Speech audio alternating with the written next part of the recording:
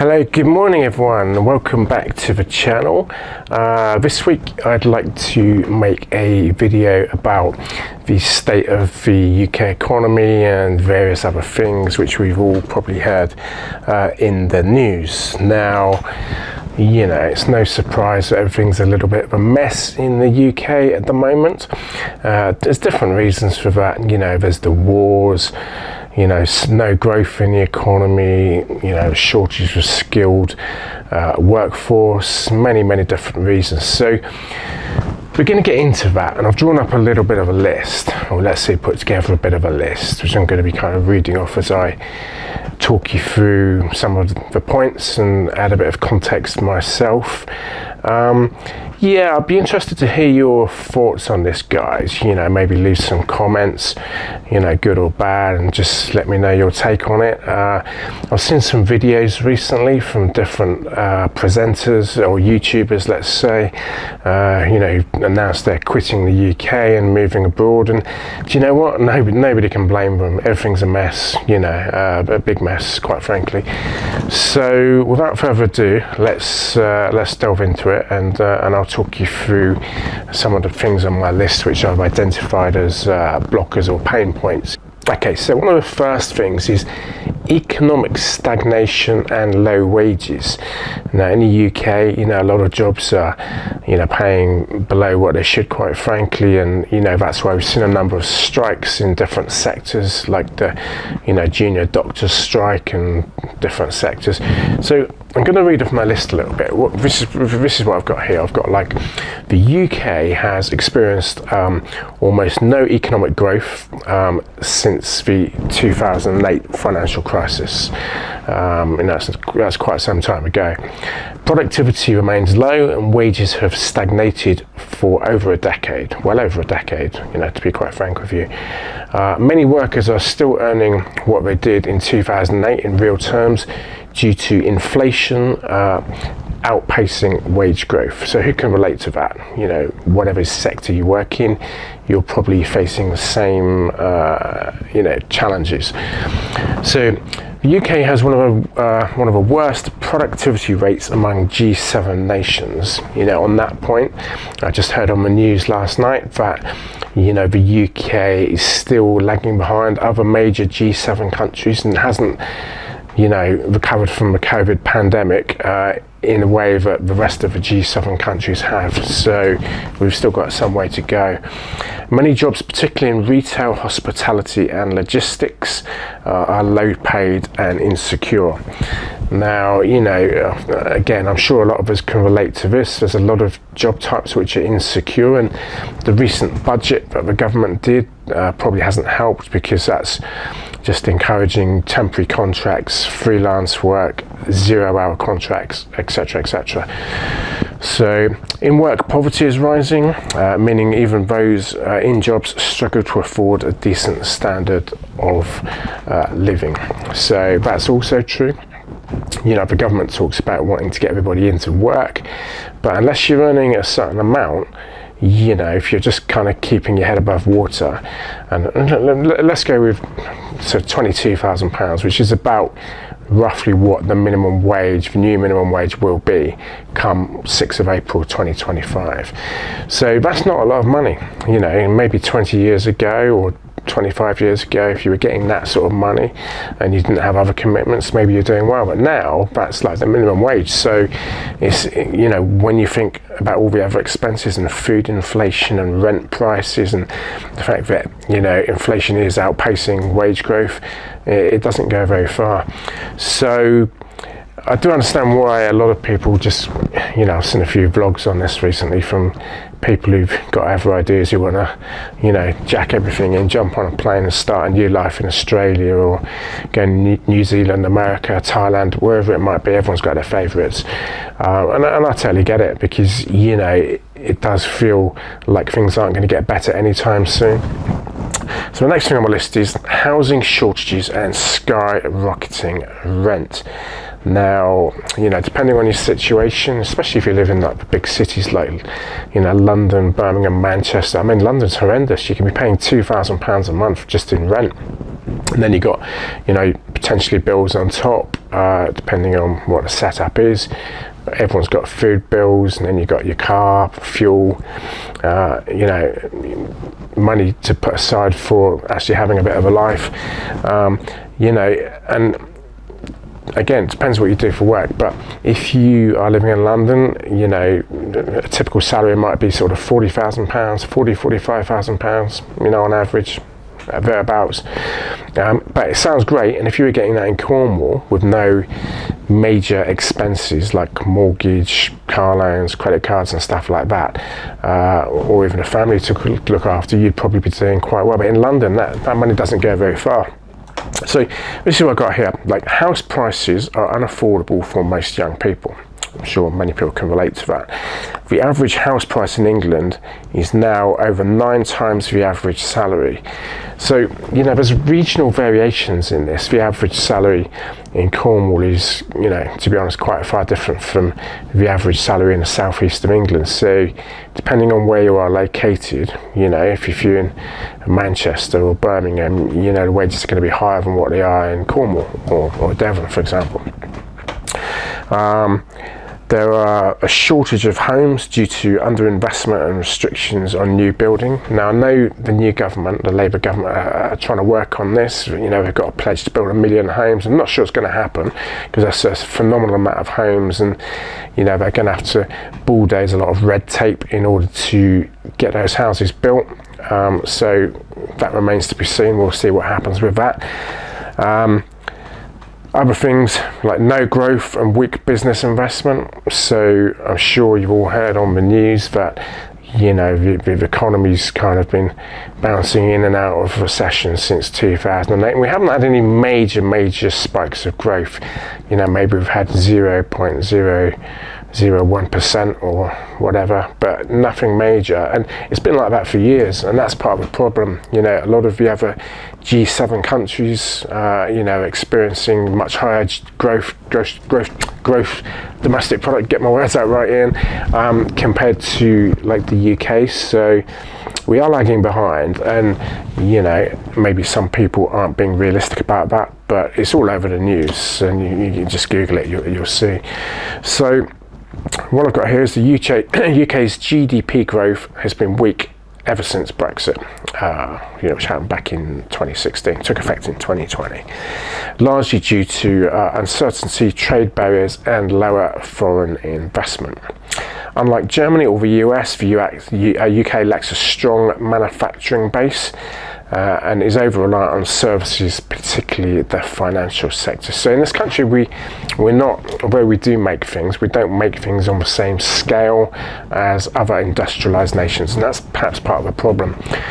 Businesses are struggling with higher costs, regulations and a lack of skilled workers. So as many of you will know, the Chancellor of the Exchequer in the UK did a budget not so long ago in which employers will now have to pay more national insurance contributions for employers on PAYE, and also the minimum wage is going up from £11.44 to, I believe, £12.21 per hour. It might be £12.25 or £12.20. I think it's £12.21 per hour from the 6th of April 2025. So employers have got these extra costs, and whilst that might not be a massive headache for a small business, or it may be, for businesses which employ many people on potentially low wages, like supermarkets, coffee shop chains, restaurant chains, places like McDonald's, we've got a lot of workers who aren't all on £40,000 a year. They're going to get hit massively with extra costs, and many of them are saying it's unaffordable. So on top of all that, we've got the NHS crisis, so the NHS is on the brink of collapse, with waiting times for routine treatments and GP appointments at record highs. Now, I don't know if you know anyone, or maybe you're waiting for an operation yourself. It's not unusual to be waiting 2 years or 3 years for an operation. What it says here is on my list is over 7.8 million people are on NHS waiting lists. That's a hell of a lot of people. Chronic staff shortages mean over 100,000 NHS job vacancies. And, it's a bit bureaucratic. I've never tried, but from what I've seen, it's a bit bureaucratic to try and apply to the NHS. It's quite protracted, and it's a bit of hassle. It's certainly not a one interview process. There's application forms, and it's almost like trying to apply to the civil service. Maybe not quite so bad, but in terms of the length of the and duration of the application, it's quite long-winded. So many doctors and nurses are leaving due to poor pay and conditions. I'm sure all of us remember the doctors' strike a year or so ago, and there's other medical professionals who are striking because they say they're not being paid enough, which you can understand because all the other costs have gone up, including food, rent, etc. Emergency services are failing. People waiting hours for ambulances. I'm sure we've all heard stories on the news, TV news, of people waiting like 12 hours or 8 hours for an ambulance to come, and then they're taken to a hospital where they're left on the ambulance for another 6 hours waiting for a bed to become free. So this is absolutely insane. I'm sure it doesn't happen in other countries, certainly not on that scale. So there's massive problems with the NHS, and it's been underfunded for so many years, and it's just one of the other things which contribute to this emerging picture of why the UK is not doing well as a country. This is actually the second time I've recorded this video. The first time I did it, maybe I got a little bit carried away, so I wanted to kind of record it in a fair, well-balanced way, and then let people add their own comments and context at the end, because everyone's going to have a different experience, and it depends where you live, your age, what you do for a job, how you're brought up, your socio-economic grouping. That's a better way of putting it. So there's going to be people are going to have different experiences and different journeys, and for some people it might be tougher than others. So that's why I didn't want to kind of stick with the first version I did, which maybe lent a certain way, and I just wanted to make it a bit more fair and balanced, because everyone's going to have different experiences. But one thing we can all agree on is that, especially in the TV news, all the main political parties in England, or let's say the UK, all agree that there's no growth in the economy, and that things are bad with the NHS and rising rents and stuff like that. So. Okay, so the next thing is like the generational divide between like the baby boomers, Generation X, the millennials, and Generation Z. So I'll just read out what I've got here. I've got like baby boomers born 1945 to 1964. Many own homes and have benefited from rising house prices with generous pensions. And that's very true. These people in that category lived for a substantial period of peace after the Second World War, in which property prices rose, and there was industrial growth in the economy, and various innovations, most notably the jet aeroplane and various other things. So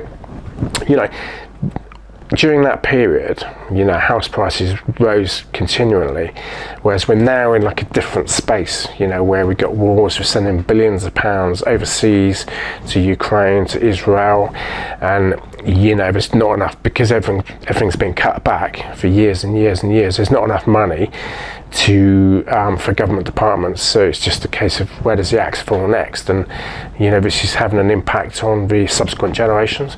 So Generation X, born 1965 to 1980, that's my generation. They have mixed fortunes. Some have managed to buy homes, but many are struggling with debt and high costs. And that's true, because people in my who were born around about the time I was, let's say there's a few of them I know who I've kept in touch with, who've done quite well. They've managed to buy quite a big home and, be quite successful. But I'll be honest with you, that number is not 60%.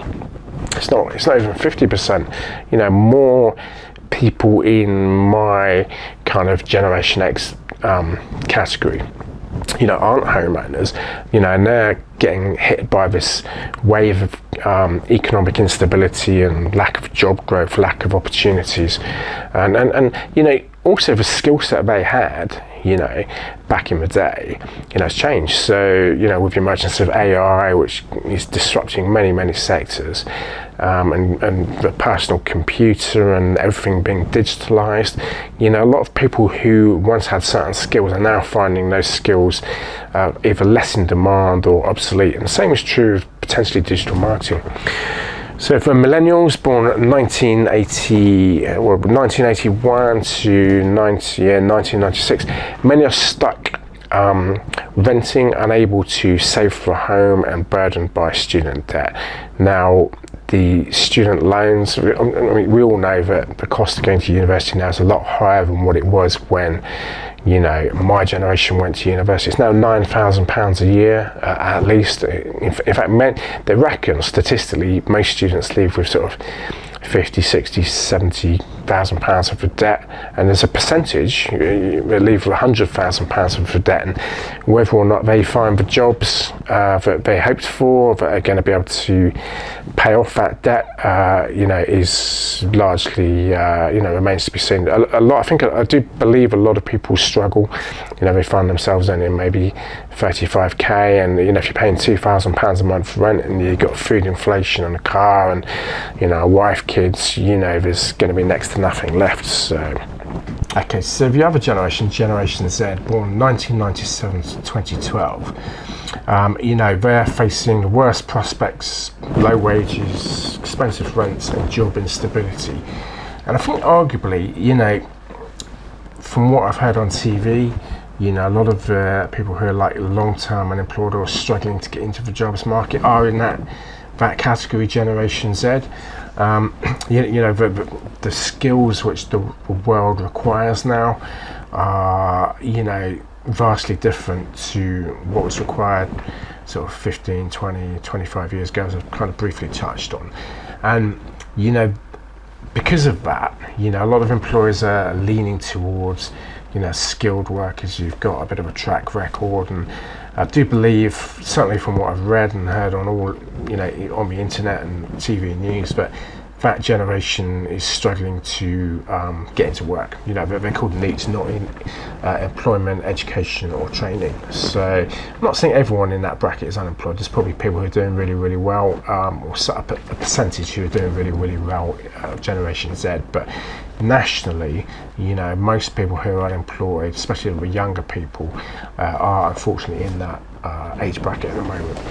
So moving on, long-term sickness and benefits dependency. This is an interesting one, isn't it? The government are planning a bit of a clampdown on, benefits, because they've just given another £1.96 billion to Ukraine for missiles, and another, I believe that was a loan, and another £2 billion, so it's £3.96 billion, so almost £4,000 million to Ukraine, and we've been sending money and weapons to Israel as well. So whatever you think about that, that's what's happening, and obviously that's having an impact back home because the public finances aren't good. That's why when the government did a budget not so long ago, they've had to tweak some things and make cuts and all the rest of it, and that has unfortunately fallen on employers who are now going to be paying a high underrated national insurance on employees on PAYE.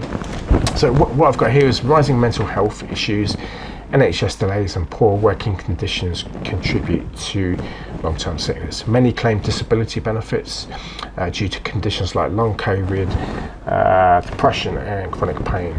The benefit system is inadequate, leaving many in poverty, yet harsh sanctions make it difficult for them to get back into work. Sanction is when the job centre deem you're not doing something that helps you get back into work. So Brexit is a big one. Everyone voted for Brexit in 2016. It took effect in 2020. Now I believe, looking back, that was like a protest vote. People felt that things weren't going well and that foreign people were taking our jobs and all that kind of stuff, and so it's a protest vote. I'm sure many people regret it now. I certainly do. Before Brexit, I was able to live in Spain, so I was working for a company in London, and I was living down in a border town near Gibraltar, and it was great. The best couple of years ever. Living the Spanish dream. Tapas bars, cheap coffee, sunshine every day. But you see now, I'm not saying it's impossible to do that, but it's more complicated. So we can go for 90 days at a time, and because of the sector I work in, there are some visas which we can get. We have to pay tax at 26% the last time I checked, and also the threshold is about, the last time I checked a year or so ago, it was £28,000. Now these things do change continually, but it's more complicated than it was. Previously, before Brexit, we could literally just get on a plane with our laptop, pay tax in the UK, work from any of the EU member states, whereas now we can't do that. And I'm sure many people kind of regret that. So on Brexit, trade barriers have made it harder for businesses to import and export. Loss of EU workers has led to staff shortages in healthcare, hospitality and agriculture. Foreign investment has dropped as many firms prefer to set up in the EU. The UK is no longer an attractive destination for skilled workers, and I can kind of understand that, because the wages are low in this country. I used to have a friend who's like a university professor, and he taught at I don't know if he still does, University of South Florida, and he told me he had an interview at it was either Cambridge or Oxford. Now, when I spoke to him like a year or so ago, he was saying he was getting more than £100,000 per year in terms of salary in US dollar equivalent. And he only had to work 6 months of a year in the States, and the rest of the 6 months he could travel the world working remotely. Now, 5 or 6 years ago, when he went for an interview at like Oxford, I believe it might have been Cambridge or Oxford, it's one of the two, and the salary being advertised was £35,000, which is pittance of what he's getting. So wages are low in the UK, there's no denying that, and if you've got other options and you're not tied down with mortgage, dependents, wife, kids, all that kind of stuff, if you're not too old and you're in good health and you've got good skill set and a good job, potentially you might be better off upping sticks and getting on a plane and going somewhere. I mean, there are countries in the world where I know for a fact you can get like a great condominium with a swimming pool and 24-hour security, aircon, all your bills included more or less. I think you pay for water and electric, but for sort of £500-600 a month, and they look at lots of space, big double room, king size bed, fully furnished, nice views. Now in the UK, you could be paying that for a bedsit, more or less, £150 a week. So there are differences. Okay, so what we've got here, migration and the political divide. Now I don't want to get into the migration thing too much, because I know it's a hot topic and contentious issue, but I'll read out what I've got here. Net migration hit 245,000 in 2022, mainly due to the international students, asylum seekers and workers in care and health sectors. Okay, the government took action on immigration but relies on foreign workers to fill job gaps. So for certain professions where in England where we don't have enough workers, let's say people working on farms picking fruit, they rely on migrants to do those jobs. Okay. Anti-migrant rhetoric fuels tension, yet the economy depends on migrants. So it's like a kind of catch-22 situation. A lot of British people perhaps don't see eye to eye on the migrant issue and would prefer, if certain groups or cohorts of migrants weren't here. But at the same time, the country relies on migrants for healthcare workers and people working on farms and different job types. So it is a complex one. Crime, distrust and social breakdown. So knife crime and gang violence are increasing in UK cities. Police trust is at an all-time low due to scandals and corruption. We've seen that in the news, I'm sure. Fraud and cybercrime are rising with little enforcement. So this is like a rapidly emerging trend, and it's ever evolving. And there are organisations, government agencies that try and deal with it, but because the problem is so big, there's always people being caught out by it. Austerity cut community services that are leading to more homelessness and antisocial behaviour. So there's more homeless people because of the rising cost of living. I was walking about in Penzance a couple of weeks ago and I saw 5 or 6 homeless people just lying in the street with sleeping bags. This was at midday or early afternoon, so it wasn't like 2 o'clock in the morning, and that never used to be the case. So times have definitely changed. Fewer opportunities for young people. I've touched on this already, particularly Generation Z. The UK is one of the most expensive university systems, saddling students with debt for decades to come. And arguably some of the degrees in football and gaming may not provide the people who do those courses with a pathway to a well-paid job. Not necessarily. This is what I've read and heard. Many graduates work in low-paid jobs unrelated to their degrees. And also, it's worth saying that, maybe you don't need a degree. I mean, there's so many online learning courses now, and it does depend on what sector you work in, whether it's like a regulated sector or an unregulated sector. But it is possible to learn some of these things on the job, or through vocational training and stuff. So maybe you don't need to go down that route. I'm sure a lot of people are or have thought twice about going to university because you just don't have so much debt, and then you may end up doing something completely different or earning a lot less money. So just it's an interesting one. So political chaos and distrust in government. The UK has had 5 prime ministers since 2016, resulting in instability. We all remember Boris Johnson and the Partygate scandal during the COVID pandemic, and then Theresa May. I think Theresa May before Boris Johnson, and then Boris Johnson after Theresa May. And we just had and Liz Truss, she didn't last very long with a disastrous mini budget, and we just had a flurry of prime ministers, and everyone's kind of come to power on the promise that they're going to bring growth and prosperity, but who's managed to achieve it? Rishi Sunak was around for quite a while. He was quite a level head, but ultimately he lost the last general election because, for the same reasons I'm talking about today, people didn't see an improvement in their lives, in the standard of living, and costs were going up, job opportunities are few, many different factors. And so again, there was this kind of vote of distrust, not distrust, vote of but it was a protest vote, at the last general election, and that's why Labour swept to power on a promise that they're going to turn things around. But like Trump swept to power in America, people voted for him because, again, it was a bit of a protest. I felt it was a bit of a protest vote. Things were so bad, and it's the only way they could vote. They were looking for a way out. I'm not sure it's going to turn out that well, but that's not for me to say because I'm not American, and we'll have to see how that goes. So, so Westminster politics feels disconnected.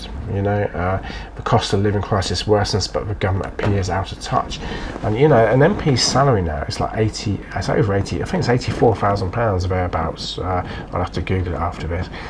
So when you think the average salary is like £35,000, an MP gets easily double that, plus expenses for their constituent, and a flat away from home if they don't live near London or something. So you can see how they may be out of touch with reality, if that's kind of a good way to put it. Maybe not with reality, but out of touch with what most punters or normal people earn, but what they earn and what they pay. So, comparison with other countries, the UK is lagging behind, obviously. This was on the news again last night. We're lagging behind all the G7 countries, and we've been the slowest to come out of COVID, and things are still bad here. We've had the wrong policies in place for so many years that, these problems aren't going to be fixed anytime soon. Germany seems to have stronger manufacturing, better social safety nets and higher wages. Germany's always been the powerhouse of Europe, so to speak. But even they're having problems there now. I mean, they've had elections there recently in the AFD, which is the far right of second most powerful party now, because similar kind of things happen there. A lot of migrants have come there. I'm just reporting what's on the news, and a lot of the German people feel unhappy that the social fabric is changing, and there's been a lot of cases where people have driven cars into crowds at Christmas markets and other high footfall events, and various stabbings and stuff like that. So there's this discontent that's growing there as well. France has had more investment in public services and worker protections. Canada, Australia, better job opportunities, lower cost of living. US has higher wages, although obviously healthcare is still an issue there because they don't have a free healthcare system. So most people have healthcare insurance in the US. So yeah, it's an interesting one, isn't it? I wanted to kind of present this in a fair way, because there's going to be people on both sides of the argument. Some people are going to say the UK is an absolute joke and they want out and they can't wait to leave and sell the house and move abroad. And there's other people who are going to say, well, I've got quite a good life in the UK. However, there might be some people in the middle who say they've got quite a good life in the UK, but they've been waiting 2.5 years for an operation and they can't get a dentist. So it's going to be a mixed bag of fish, and that's why I didn't want to kind of lean to the left, take centre ground, or lean too far to the right. I just wanted to present it in a bit more of a fair, balanced way and let the viewers make up their own mind. I look forward to a bit of a healthy debate in the comments section. I'm sure there'll be lots of comments. But ultimately, if you're wondering why you can't get excel in the UK, I'm probably talking for the vast majority of people, it's because the opportunities aren't here, guys. The successive governments have made wrong policies over the multiple generations, and crucially now we do live in a bit of a different era, with China, Russia, North Korea and Iran, and wars in the Middle East, wars in Ukraine, and we're sending billions of pounds and to that. And the EU, this was just on the European Commission, this was just on the news a couple of days ago, somehow printing or freeing up or allowing member states to borrow 180 billion pounds, so that's 180,000 million pounds for weapons to fight the Ukraine war. And that's all obviously going to have an impact on national spending. So some of the money will come from national governments, member states, and some of the money will come from federal European states. Now the UK is not part of Europe as such since Brexit. We're part of the EEA, European Economic Area, but we're not part of the single market or the customs union or anything like that. But it is going to impact us. And also we've got this this looming trade wars from which Trump's threatening on Europe, and some of it might be leveraged to try and get these countries or regions to do what he wants, but potentially that could have an impact on us as well, as things become more expensive, because the world's so interconnected. So if Europe falls into recession, the chances are we will fall into recession. Everything's so interconnected and interdependent. So guys, I'll leave that one there. Thank you very much for watching.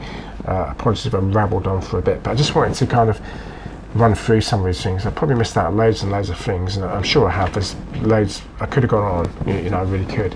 There are a lot of things wrong with England, to be honest. Public services, finances, feel-good factor, opportunities, many things.